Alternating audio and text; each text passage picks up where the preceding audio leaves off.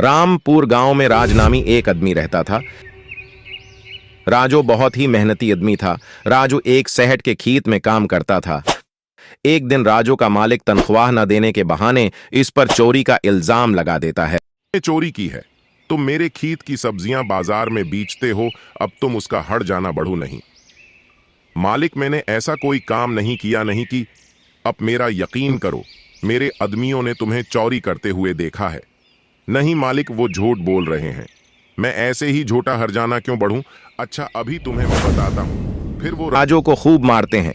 राजू बड़ी मुश्किल से घर पहुंचता है और उता ही गर पड़ता है।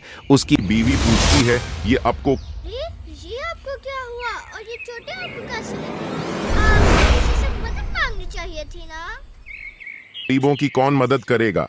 दिन गुजरते जाते हैं और राजू ठीक नहीं होता। फिर उसकी बीवी उससे कहती है, ऐसे कैसे गुजारा होगा, क्यों ना मैं ही कुछ काम। नहीं, मेरी अम्मा ने मुझे समोसे बनाना सिखाए थे, मैं बाहर उनका स्टॉल लगा लेती। चलो ठीक है।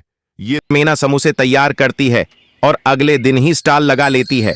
पहले दिन कोई नहीं होता, लेकिन अगले दिन ही लोग आना शुरू कर देते हैं और उसके समोसों का भी पसंद करना शुरू कर देते हैं। आहिस्ता आहिस्ता मीना के समोसे बहुत ही मशहूर हो जाते हैं। फिर मीना बाजार में एक दुकान खरीद लेती है और वहां अपने समोसे बेचना शुरू कर देती है। उसे खूब मुनाफे होता है, मगर सामने दुकान वाला इससे हसद करता है।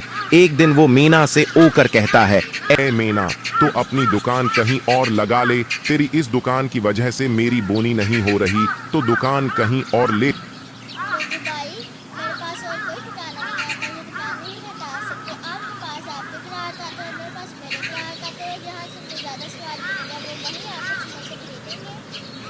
रघु हिलवाई सोचते हुए, अच्छा इसका तो कुछ पड़ेगा कि रघु हिलवाई उसकी दुकान में आग लगवा देता है। भागी भागी जाती है, उनका सब कुछ जल जाता है। वो बहुत ही परेशान होते हैं और मैंने तो जो कुछ जमा किया था सब कुछ तो जलकर राख हो गया, मैं अब किराया कैसे दूंगी? मीना दोबारा अपने घर के बाहर समोसों का स्टॉल लगा लेती है। लोग यहाँ भी उसके समोसे खाने होते हैं। उसके समोसे काफी मशहूर हो जाते हैं। एक दिन एक आदमी मीना के पास बहुत दौर से समोसे खाने होता है।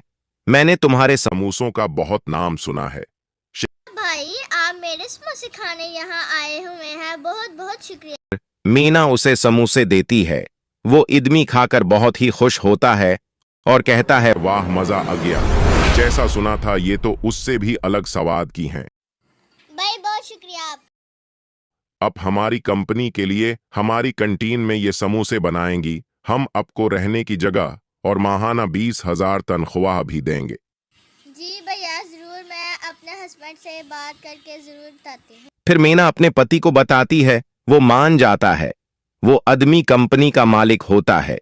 वो मीना और उसके परिवार को साथ ले जाता है और वो वहां हंसी खुशी जिंदगी गुजारते हैं। एक दिन रघु हिलवाई के घर में आग लग जाती है। उसका सब कुछ जलकर राख हो जाता है।